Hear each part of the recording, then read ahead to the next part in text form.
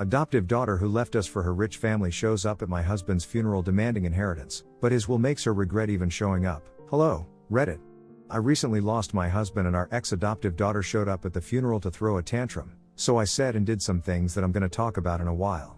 But before that, let me give you guys some context about our family, so you guys are able to make a judgment. I, 47 female, and my husband, 47 male, had been together since we were in high school. We got married when I was 21 and at 25, we decided to start trying for a baby. Unfortunately, as it turned out, both of us were struggling with infertility issues and after almost 2 years of trying, we decided to adopt. We could have tried IVF, but we decided to adopt it on purpose because we wanted to do something good for the world. And we decided to adopt through the foster care system because we knew that there are many abandoned kids who could do so much better in life if they had the right kind of care and attention. That's how we first met Elena, our daughter. She was 4 years old when we started fostering her since she had ended up in the first case system because her biological parents were addicts and she did not have any other family members willing to take her in. At 5 years of age, she was legally adopted by us after 1 year of fostering her, since her birth parents decided to give up their rights because they didn't think that they would ever be up to the task of raising a daughter and believed that she would be better off with us. We had a closed adoption, which meant that they wouldn't have any contact with Elena after she was adopted by us, and they honored that agreement until she turned 18. I still find it hard to talk about, but when she turned 18, they decided to reach out to her and asked her to come stay with them because they had finally cleaned up their act and really wanted her to give them a chance. And even though my husband and I had been her parents for most of her life, she decided to abandon us so she could stay with her biological parents. All of this had happened behind our back, and by the time she had made the decision of leaving us, it was too late for us to fix it. Besides, I had kind of figured out exactly why she wanted to be with her biological parents and not us. It was because they were loaded and we were not. There's just no other way to say it. I guess they had genuinely turned their lives around and had gone from being addicts who couldn't even afford rent, to a really influential business family. From what I know, Elena also had 2 biological siblings, a brother who was 6 years younger than her and a sister who was 8 years younger. It's great that they had turned their lives around, but it did not prove to be so great for us because Elena decided to choose them over us, and it really broke our hearts. I don't think either of us was ever able to move on from that, neither my husband nor I. We just made our peace with it, but that's just because we had to. We had no other option. Elena was 18 when she left, a legal adult, so we couldn't try to bring her back. So we just had to let her go. But then, the more we thought about it, the less surprising it seemed, because right from when she was really young, Elena had always been quite materialistic. It wasn't really a thing when she was too young, but by the time she hit middle school, we could see that she liked the good things in life. And we didn't have a problem with it. My husband and I, luckily, have never struggled with money and have had a comfortable life. But as she grew older, her demands grew more outrageous, and we had to start trying to discipline her because her expectations were really unrealistic. We were comfortable, yes, but we were not the kind of family who could just take time off from work whenever we wanted to go on vacation. We know the kind of family who could afford long trips to exotic locations, or the kind of parents who could give her an exorbitant amount of pocket money so she could blow it all on clubs and parties. By the time she was 16, we were already having a lot of trouble dealing with her and were at our wits' end to keep her under control because we didn't want her to become irresponsible and careless. But that's the way she was going, and then, the situation got worse, when around her 18th birthday, she was contacted by her parents and they decided to write her an email telling her everything about themselves. A few years after she had been given up for adoption, they decided to clean up their act because it was a wake-up call for them, the fact that they literally had to give up their baby because they couldn't take care of her.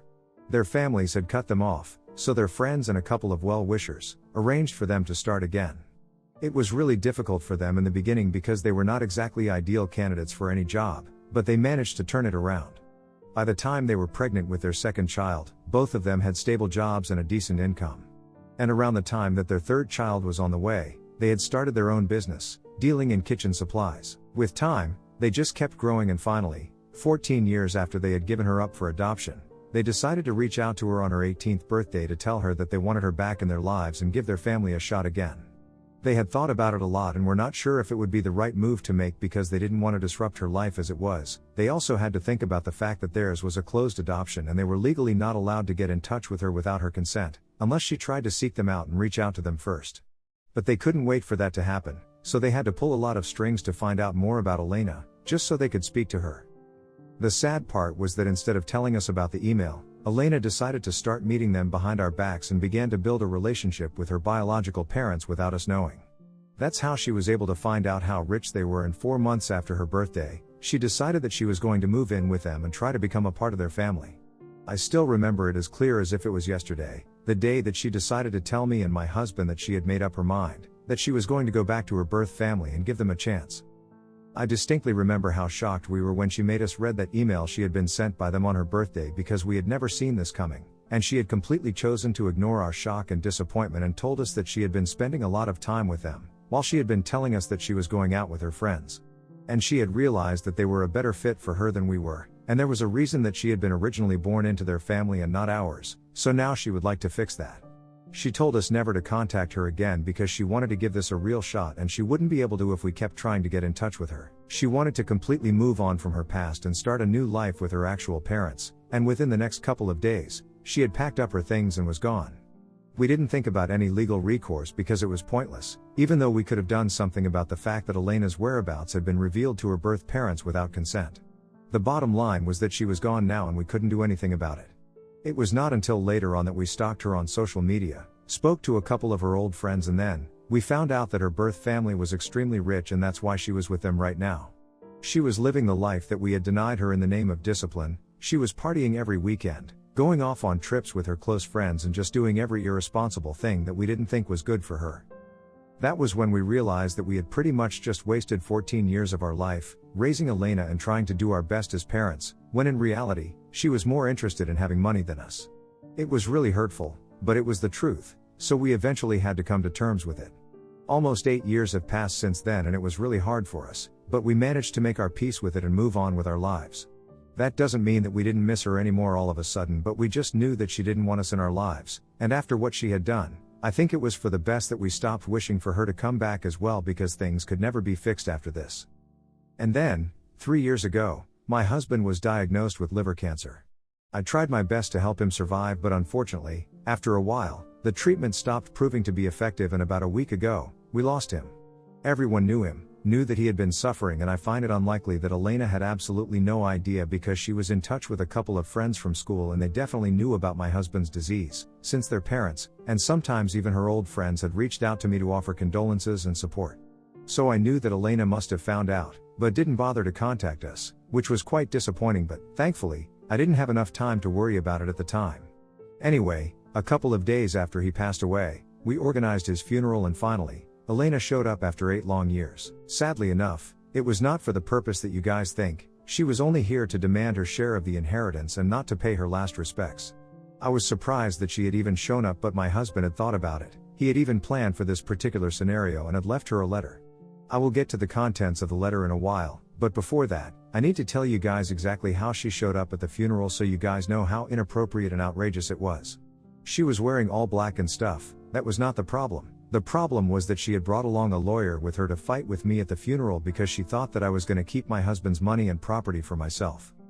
When she came to talk to me and offered her condolences, I told her that I would speak to her later because I knew that she was building up to something, but she told me that she had to discuss it with me right then. When I tried to explain to her that I was busy, she started throwing a tantrum, saying that she knew this was a tactic to distract her from the fact that there was going to be an inheritance, and the least that I could do for her at this point was at least include her in whatever my husband had left behind. She was being really loud and annoying, so I decided to hand her that letter right then and there because that's what it had been left for. Now, coming to the contents of the letter, my husband had had the foresight to know that Elena would probably try to pull something like this off. So in the letter that he had left, he had made it very clear that in his will, he had left every single penny to me and all his property was going to be left to me as well. And he hadn't mentioned any names, but he had said that anybody who had not been involved in his life in the past couple of years after he fell sick, they had no right to demand anything at all, and he owed them absolutely nothing. She made her lawyer read that as well, and he did not look happy, since in addition to his will, this letter in his own handwriting also reinforced everything that has been decided in his official will, and I was pretty satisfied with their immediate reaction. You see, 8 years had passed since Elena had left us to be with her family, and a lot had changed in those years. My husband and I had taken over a branch of his uncle's business when he decided to expand and start something in our city as well. So we were handling that, and it was quite profitable, so we had made a lot of money. Granted, we had spent quite a lot of money on his treatment as well, but even then, we were left with quite a lot. Our lifestyle had improved quite a lot in the past couple of years, and we had been living well. And I guess Elena is like a bloodhound at this point. she can just sniff out who has money and come to them to demand her share. That's what she did with her biological parents, and now, she intended on doing that with us. Any lawyer worth his salt probably would have known that in Elena's situation, she had no right to be demanding anything from us, especially since she was 26 and for the past 8 years, she has had absolutely no contact with us. I don't even know what that guy was thinking, coming along with her, but I knew that that letter had dashed all her hopes of getting anything out of us. After reading the letter, a couple of times, she immediately started sobbing. And I don't mean the quiet kind of weeping while looking down at the floor, she literally started howling and threw herself onto me to give me a hug so she could cry on my shoulder. She started apologizing really loudly about everything that she had put us through in the past, saying that she had been ungrateful, and that she had learned her lesson, but now, all she wanted was to be there with me. She kept telling me how sorry she was that she hadn't visited in the past 8 years and hadn't even bothered to speak to her father, even after finding out that he was sick. She just kept apologizing for everything, but at that point, it was too little and much too late. Besides, I was disgusted by the fact that she had gone from throwing a tantrum for the sake of the inheritance to pretending to be sad about my husband's demise within a couple of seconds, as soon as she found out that we didn't want anything to do with her anymore.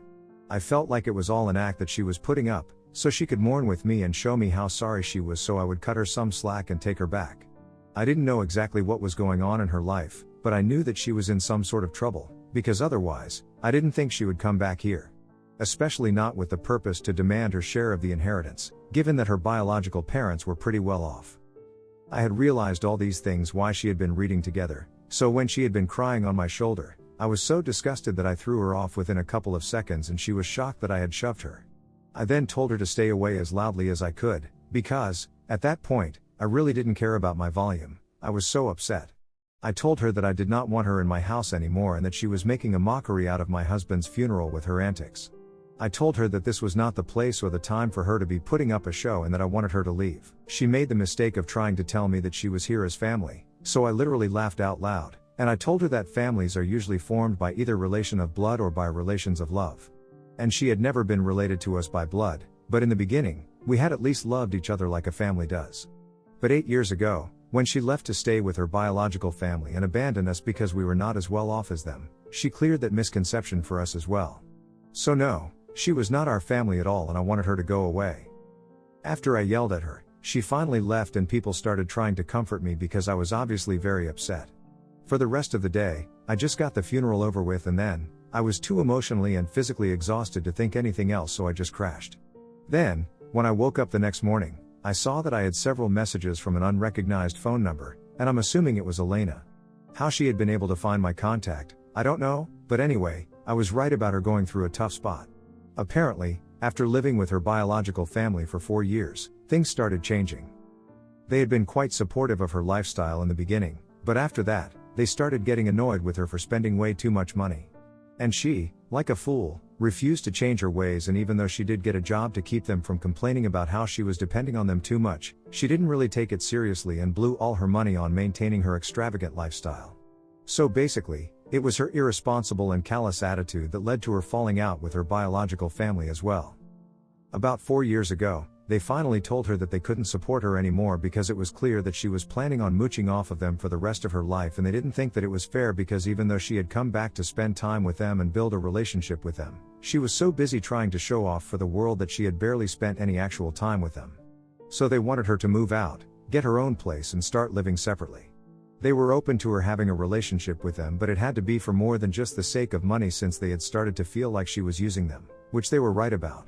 She had a huge fight with them and moved out, but didn't contact them again, purely because of her overinflated ego. They didn't try to get back in touch with her either, and she knew that she couldn't come back to us after everything that had happened. She was too embarrassed and ashamed. So for the past 4 years, she had been trying to make it on her own, but it had been pretty difficult for her because the job market was tough and she hadn't even been to college.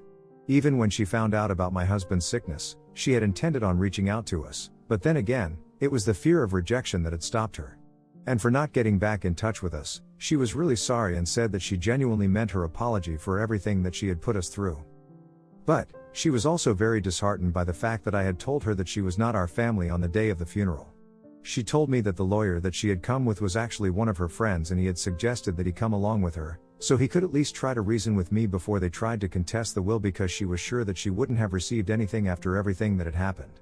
However, now, After she had spoken to me and been there for her dad's funeral, she didn't want any part of the inheritance anymore, but she just wanted me to forgive her and take back what I said about her not being my family. She also told me that the only reason she had even come by to demand part of the inheritance was because she actually wanted to put that money to good use and go to college, so she could get a degree and do something better with her life instead of the disappointing jobs that she had to stick to right now, simply because she didn't have any other option. But I really don't feel like forgiving her right now, and yet, I feel like I would be a pretty bad person if I didn't. I have been holding out on making a decision for the past 1 week, and now, I feel like it's time to make up my mind instead of going back and about this inside my own head constantly. So will I be the a-hole if I refuse to take back what I had said to my adoptive daughter, that she was not my family? Update 1, hello, Reddit. First of all, I would like to thank everybody who took out the time from their day to comment on my post and give me advice, comment about their judgment, and for all the condolences. I know that my husband is in a better place now, and while I do miss him and think that if he had been here, I would have found it much easier to deal with this dilemma, I also think that I need to respect his wishes as well. It was pretty clear to me that he didn't want anything to do with Elena anymore, and I really don't want anything to do with her either. I had become quite emotional since she had returned so suddenly, and on top of that, I was also coping with the loss of my husband. So I wasn't thinking straight, but I don't think Elena deserves to be forgiven. Even when she showed up on the day of the funeral, it was an intention to demand her inheritance. She didn't show up because she cared for her so-called family. And with that in mind, I finally responded to her message and told her that I was not going to take anything back, and neither was I going to forgive her. She had dug her grave, and now she needed to lie in it. There was nobody who could fix this for her because the situation that she had created was just that nasty. I wished her the best for the future, and then I told her never to speak to me or try to contact me again. Then, I blocked the number that she had texted me from. As for who had given her my contact info or my address, since my husband and I had moved away a couple of years ago, I don't know who did any of that, but when I find out, they will definitely pay for it. Update 2, I just found out who it was who had told Elena where I live, and what my contact info is, and surprisingly, it was my mother. I didn't see that coming because she had known about how terrible things have been with us, but she told me that Elena had said she wanted to come apologize to us. So she really had no idea that this is what she was going to do, and she apologized to me, wholeheartedly, for giving my personal information to Elena without asking. And I forgive her because honestly, she's getting up there, and I'm sure her intentions were not bad. Had it been anybody else in her place though, I'm not sure I would have had the same opinions, but my mother is in her 70s now and I've already lost my husband. I don't want to get into a fight with her as well, especially when she was just a bit misguided, but didn't have any bad intentions. And she has apologized, so that's that. Update 3, hello, Reddit. 6 days ago, I had blocked Elena's number after sending her that message, and I really didn't think that she would try to get back in touch with me again. But she showed up to my house once again today, and I refused to let her in, but she just kept sobbing right outside my door and kept telling me that she was really sorry about everything, but she just needed to speak to me, and I really had to give her a chance to explain herself. It was incredibly hard for me to deal with that kind of thing because I'm still grieving and I'm not in a very emotionally stable place right now. So I kept telling her to leave, that I couldn't deal with this at the moment, and that I really needed some space, but she refused to go and kept telling me that she really needed to talk to me. I would have called the cops under normal circumstances, but she was sobbing so hard that I couldn't find it in me to do it. It might sound strange, but even though she is a grown woman now, all I could hear was that little kid whom we had brought home who would cry at almost everything. So, I ended up opening the door to let her in. It took a few minutes to compose herself, but once she did, she immediately started apologizing to me for everything once again.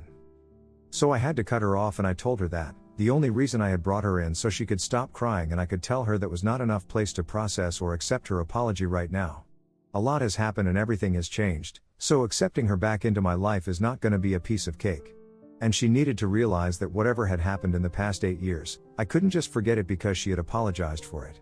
So she really needed to give me my space, especially when I was already dealing with something so big right now, the loss of my husband.